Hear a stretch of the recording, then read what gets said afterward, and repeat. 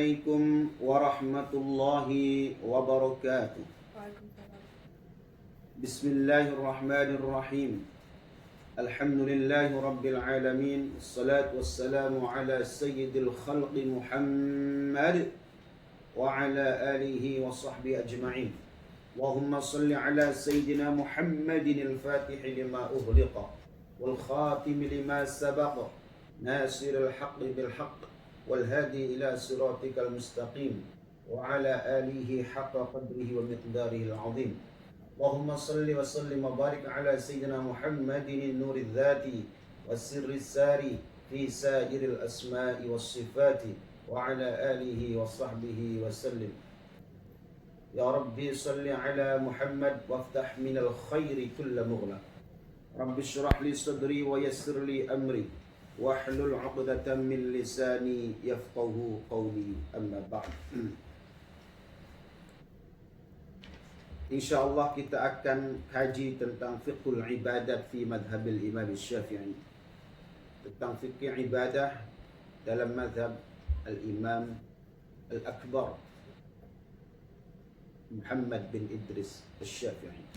Sebelum kita masuk pada pembahasan yang akan kita kaji, kita akan mengenal dulu sepenggal, sedikit saja tentang kehidupan Imam Syafi'i radhiyallahu anhu wa rahimahullahu ta'ala.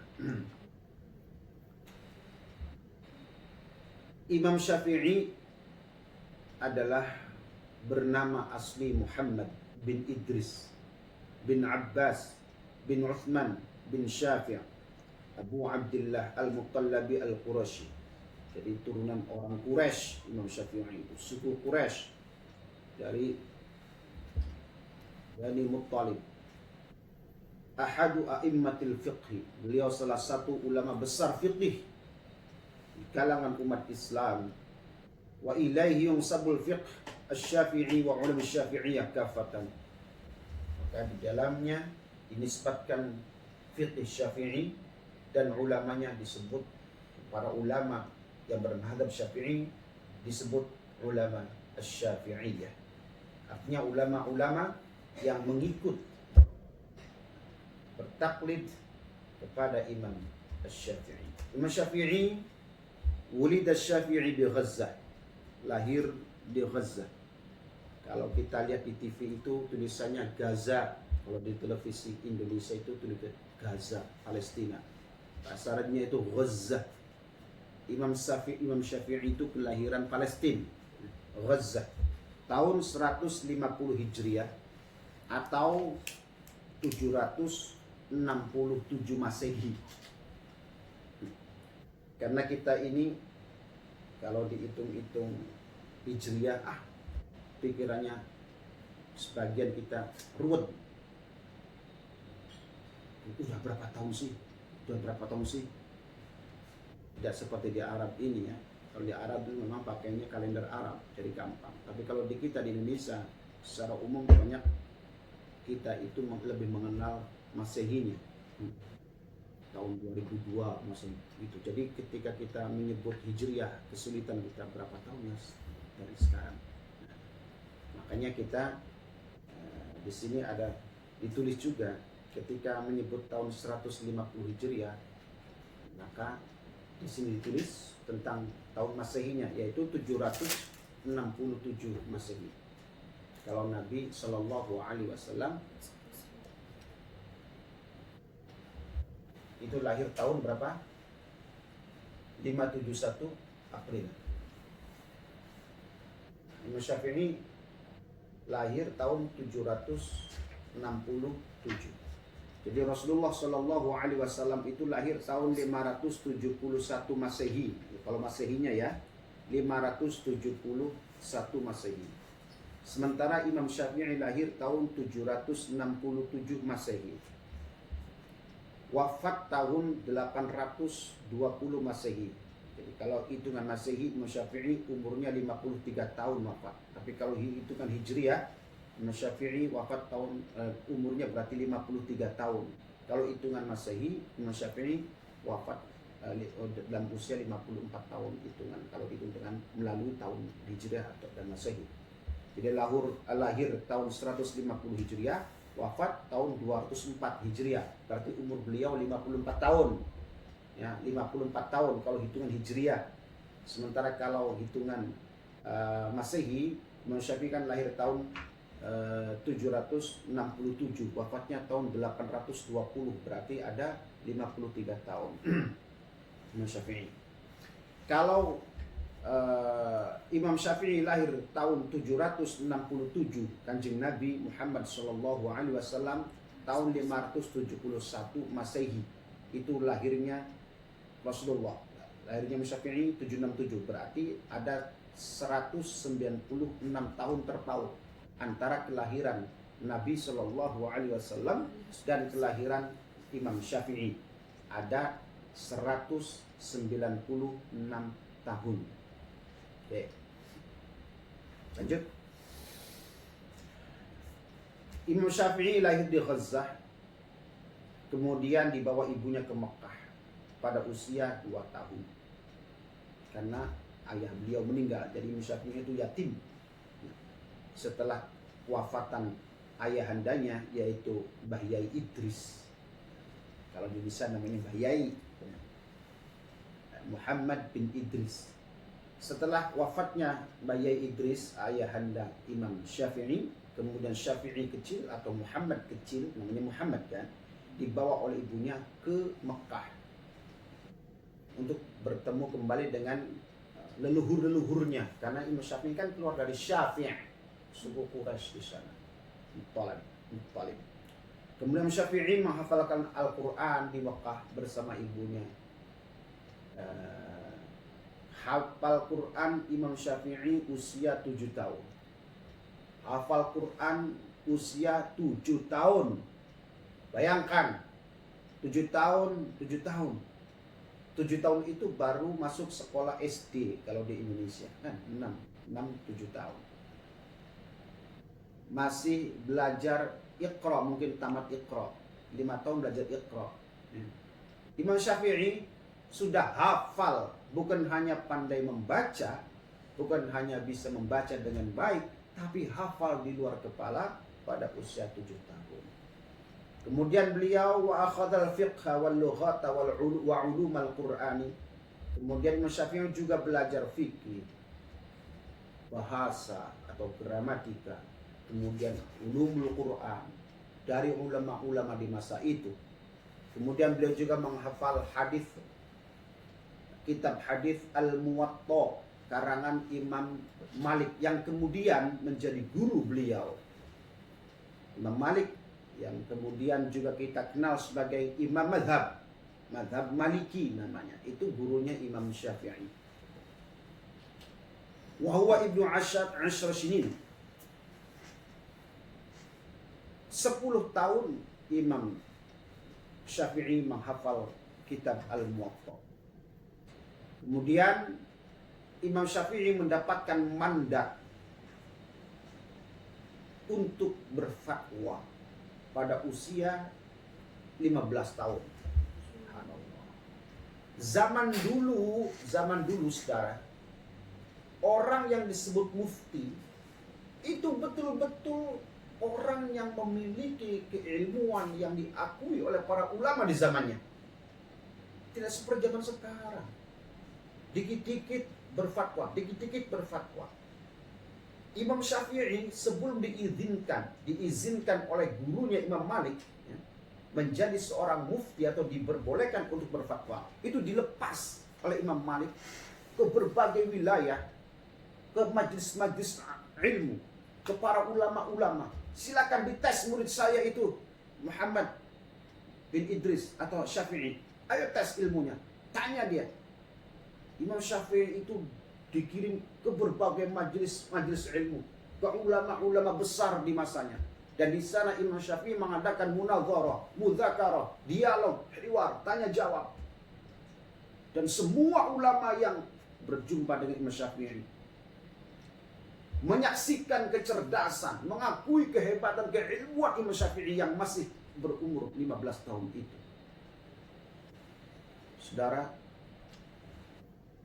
untuk menjadi seorang mufti itu sangat-sangat ketat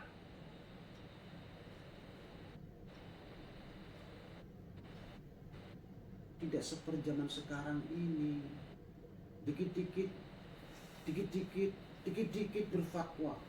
Ini itu padahal ilmunya tidak ada. Masih mending kita ini mengambil perkataan ulama begini. Nah, itu bukan fatwa dia. Bukan ijtihad dia, hanya memindahkan. Hati-hati. Imam Syafi'i pada usia 15 tahun sudah menjadi mufti di zaman itu. Warahala ilal Madinah. Nah, kemudian Syafi'i pergi ke Madinah, fa'akhadhal hadits wa ulumahu 'anil imam Malik wa ulama Madinah. Imam Syafi'i pergi ke Madinah, belajar berbagai hadis, ya, ilmu hadis pertama kepada Imam Malik dan ulama-ulama Madinah yang lainnya. Setelah itu kemudian Imam Syafi'i merantau lagi, belajar syair, belajar asy'ar, menuju ke sebuah badiah, pedalaman namanya suku Hudzail, kabilah Hudzail. Beberapa tahun di sana untuk mempelajari tentang kefasihan syair. Bahasa Arab yang memiliki tingkat seni yang tinggi, yang masih memiliki fasohah wal bayan yang luar biasa, itu masih dimiliki oleh suku namanya suku Hudzail, yang tidak tercampur, dia terjadi mixing dengan bahasa-bahasa Arab yang lain di luar itu. Imam Syafi'i ingin mempelajari secara khusus, mendalami fasohah al-balaghatil asy'ar. Datang ke suku Hudzail. Di sini dikatakan beberapa tahun. Saya baca dalam kitab yang lain 2 tahun. Imam Syafi'i memfokuskan belajar tentang syair suku Hudzail. Makanya Imam Syafi'i punya kitab namanya Diwan Asy-Syafi'i. Diwan itu kumpulan syair-syairnya Imam Syafi'i. Sampai sekarang kitab itu fenomenal dan banyak dipelajari oleh para ulama-ulama. Namanya kitab Diwan, terkenal dengan Diwan Asy-Syafi'i. Itu belajar dari suku Hudzail, sebuah penduduk di pedalaman Arab yang di sana masih asli, bahasa Arabnya masih asli. Nah, Imam Syafi'i belajar betul di sana. Kemudian Imam Syafi'i belajar syair-syair Arab dan matang beliau dalam dunia syair. Kemudian pergi ke Yaman. Kemudian belajar naik kuda. Imam Syafi'i itu pernah belajar naik kuda dan beliau menjadi seorang yang ahli dalam menunggang kuda. Imam Syafi'i menunggang kuda. Beliau punya kecerdasan IQ, pikiran, akal yang luar biasa, brilian, cerdas. Ada sebuah riwayat yang mengatakan Imam Syafi'i itu kalau berjalan kenapa tidak pernah nengok sesuatu. Karena apa yang dilihat, yang dibaca itu masuk ke otaknya. Kalau baca buku, itu buku yang sebelahnya. Karena nanti kalau kelihat, masuk. Cerdas banget. Masya Allah. Kayak kita ini.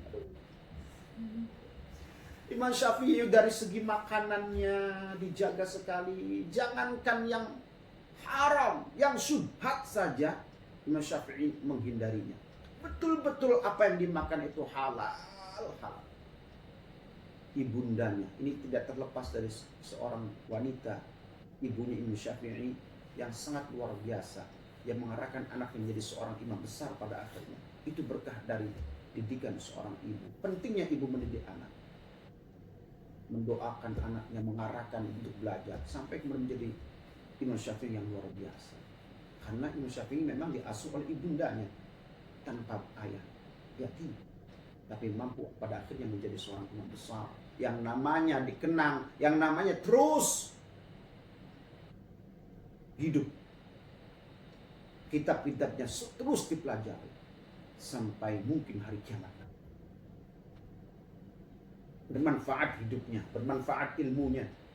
Imam Syafi'i itu wafat 54 tahun, tapi kitabnya subhanallah ya, Ar-Risalah yang menjadi fenomenal. Bahkan Ar-Risalah itu karangan kitab pertama dalam Islam.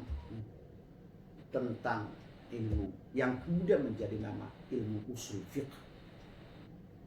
Kitabnya kecil, namanya Ar-Risalah Sederhana, tapi itu yang menjadi cikal bakal ilmu usul fiqh, yang pada akhirnya setelah itu banyak ulama-ulama setelah beliau membuat atau mengarang kitab usul fiqh. Banyak, Al-Mustashfa Al-Ghazali, kemudian Imam Juwaini, Imamul Haramain, beliau mengarang kitab namanya Al-Burhan, 2 jilid besar yang pernah diajarkan di Universitas Qatar. Kitabnya ada, saya punya 2 jilid besar namanya Al-Burhan, karangan Imam Al-Juwaini atau terkenal Imamul Haramain, gurunya Imam Ghazali. Beliau juga pengarang kitab Nihayatul Matlab, 15 jilid. Beliau itu salah seorang ulama Syafi'iyah yang sangat luar biasa. Oleh sebagian ulama sebenarnya beliau sanggup menjadi mujtahid mutlak, tapi beliau tidak, hanya menjadi mujtahid madhab saja, masih menginduk kepada Imam Syafi'i. Otaknya cerdas luar biasa, brilian, masuk set,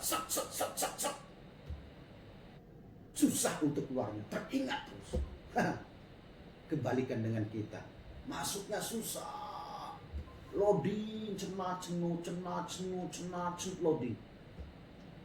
Koneknya lama, sudah masuk Barlen, ngerti Barlen? Kalau sudah bubar ngaji, Kralen, lupa lagi. Itu kita, masuknya susah, jaganya susah, masuknya susah, jaganya lebih susah lagi. Udah masuk, hilangnya gampang, hilangnya jaganya itu sangat susah. Masuknya susah, jaganya lebih susah. Kalau untuk hilang, plus.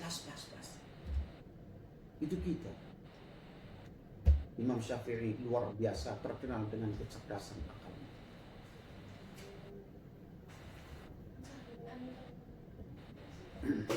Kemudian Imam Syafi'i juga pergi ke Irak.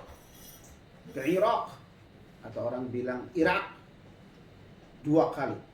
Kemudian Imam Syafi'i juga belajar pada fiqih Ahlul Ra'yi, yaitu Imam Muhammad bin Hasan Asy-Syaibani, muridnya Imam Abu Hanifah.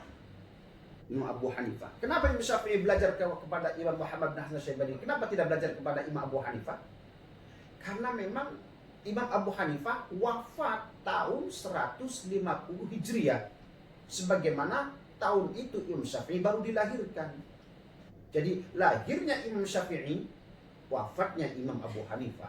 Sehingga Imam Syafi'i tidak bisa atau tidak jelas tidak belajar kepada Imam Abu Hanifah. Beliau hanya belajar pada muridnya, tangan kanannya, penggantinya Imam Abu Hanifah, yaitu Imam Muhammad bin Hasan Asy-Syaibani.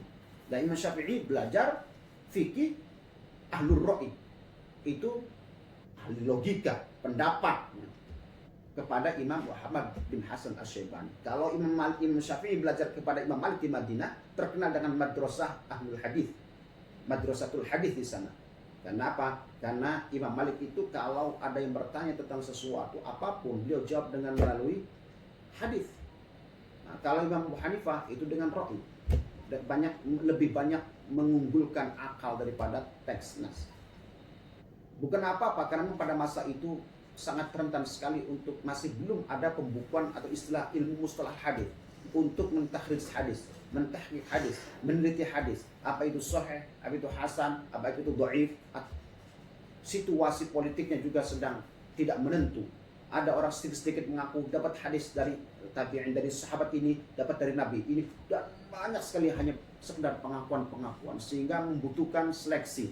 Apa betul itu dari hadis atau apa itu hadis Nabi atau bukan? Jangan-jangan itu hanya mengarang, karena situasi politik yang tidak menentu. Makanya Imam Abu Hanifah saking hati-hatinya, kalau ada pertanyaan, kalau ada umat bertanya, beliau tidak langsung menjawab dengan hadis, karena takut atau khawatir itu bukan hadis, itu tidak sahih. Oke. Kalau Imam Malik pakai hadis, terus kenapa? Imam Malik hidup di Madinah, tidak pergi kemana-mana. Nabi berada di Madinah, sehingga banyak hadis yang ada di situ.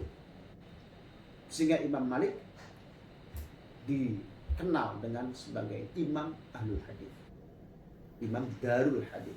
Kalau Imam Abu Hanifah adalah madrasatul ra'yi, Imam Syafi'i ini pada akhirnya kemudian menggabungkan ya fikih.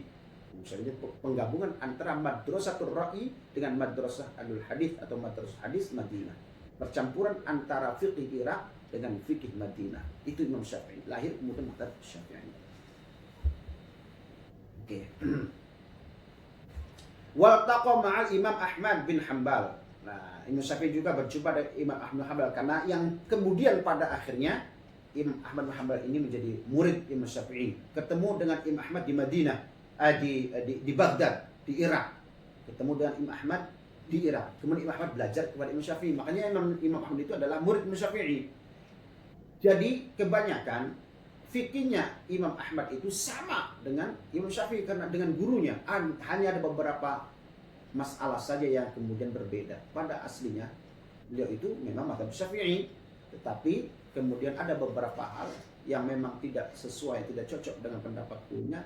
Makanya beliau mendirikan mazhab Hambali. Imam Syafi'i menyebarkan fikihnya di berbagai tempat, termasuk juga di Baghdad, Irak, Yaman, di Najran dan seterusnya, di Arab, Hijaz. Kemudian Imam Syafi'i pergi ke Mesir pada tahun 199. Ini adalah fase akhir perjalanan Imam Syafi'i dalam dakwah. Itu pindah ke Mesir pada tahun 199. Kemudian di sana tersebar mazhab Imam Syafi'i di Mesir. Sampai beliau wafat di Mesir sekitar 4 tahun. 4 tahun setelah hijrah dari Baghdad, hanya 4 orang atau 3 orang yang mengiringi perjalanan beliau keluar dari perbatasan Baghdad menuju ke Mesir. Di antara yang mengiringi itu adalah Imam Ahmad bin Hanbal. Ya, yang mengantar Imam Syafi'i ke perbatasan keluar dari Baghdad, ya, menuju ke Mesir adalah Imam Ahmad bin Hanbal. Imam Syafi'i berkata ketika berpisah dengan yang mengantarnya, "Ya ahla Baghdad, ya ahla Irak, aku tinggalkan kalian orang yang alim di sini. Orang yang paling alim, orang yang paling wara', orang yang paling zuhud, yang patut kalian ambil ilmunya, yaitu Ahmad bin Hanbal." Imam Syafi'i berpesan begitu. Imam Syafi'i mengakui keluasan keilmuan Imam Ahmad bin Hanbal radhiyallahu anhu. Nah, begitu juga Imam Ahmad memuji guru, bukan berarti Imam Ahmad tidak mengakui keilmuan gurunya. Pujian Imam Ahmad kepada gurunya banyak sekali. Lebih 40 tahun aku berdoa setiap malam untuk guru Imam Syafi'i. Imam Syafi'i itu kasyamsi fid dunya. Imam Syafi'i itu seperti matahari di dunia ini. Coba bayangkan, sinar matahari yang begitu terang benderang, semua alam ini terkena pantulan sinar matahari. Imam Syafi'i itu begitu. Seluruh dunia ini terkena pancaran sinar keilmuan Imam Syafi'i.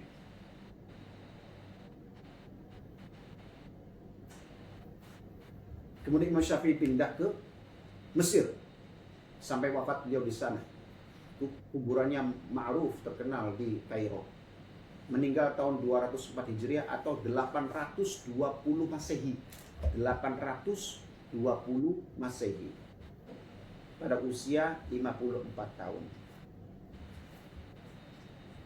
Wa kana Syafi'i syadidad dzaka. Imam Syafi'i itu sangat cerdas sampai syadidad dzaka. Dzaka itu cerdas, syadid itu sangat brilian. Masya Allah, otaknya otak komputer. Masya Allah, cerdas. Ya Allah, kok bisa cerdas sepertinya. Karena Syafi'i syadidad dzaka, rajihal aql, tabdu alaihi syaja'ah wal farrasah. Imam Syafi'i itu pemberani, ahli menunggang kuda. Hoki kan namanya, hoki. Ya, hoki, penunggang kuda, hoki. Masyaallah. Wa kana min ahdaqi Quraisy birramy. Imam Syafi'i itu salah seorang ahli panahnya Quraisy yang hebat. Jitu. Kalau memanah benar-benar pas. Ahli panah juga, ahli menunggang kuda sambil memanah. Imam Syafi'i itu belajar sampai mahirnya, sampai terkenal beliau ahli penunggang kuda, ahli memanah juga.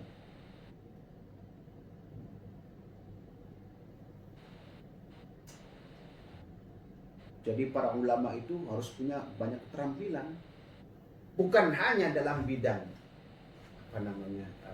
keilmuan, agama, tapi juga yang lain, olahraga. Menunggang kuda itu bukan hanya berlatih untuk perang, tapi juga sebagai olahraga. Sekarang kan banyak olahraga berkuda itu. Jadi ulama itu ya bisa pencak silat, bisa karate, bisa kempo. Ulama harus begitu. Syafi'i begitu. Ahli memanah. Kita harus juga ahli tombak, ahli macam-macam. Jadi menguasai bukan hanya di bidang agama, tapi juga di bidang yang lain. Badminton, oke. Punya keahlian di yang lainnya. Ini badminton enggak, bal-balan lorot dari sarungnya, pakai sarung, lorot mana. Tidak punya keahlian yang lain. Jadi seharusnya para ulama seperti itu, harusnya memiliki skill, keahlian, bukan hanya dalam soal agama, tapi juga yang lain. Syafi'i masya Allah senang berkuda, senang memanah olahraganya. Ya, kalau kita sekarang kan memanah jarang, ya. Berkuda di Indonesia jarang kuda, walaupun ada jarang. Kalau di Arab ini kuda banyak sekali. Jadi mereka menjadi kebiasaan atau sesuatu yang biasa berlatih menunggang kuda. Kalau di Indonesia kan enggak, adanya kambing. Masa kita latihan naik kambing? Naik kambing kan nggak bisa. Jarang kita belajar memanah. Adanya ketepel. Keahlian menunggang kuda itu adalah olahraga. Keahlian Syafi'i memanah itu juga adalah pencak silat, olahraga, seni bela diri. Kita harus bisa. Makanya orang Islam itu jangan berantem. Ada penyalurannya, tawuran, belajar silat, masukkan ke pagar Nusa.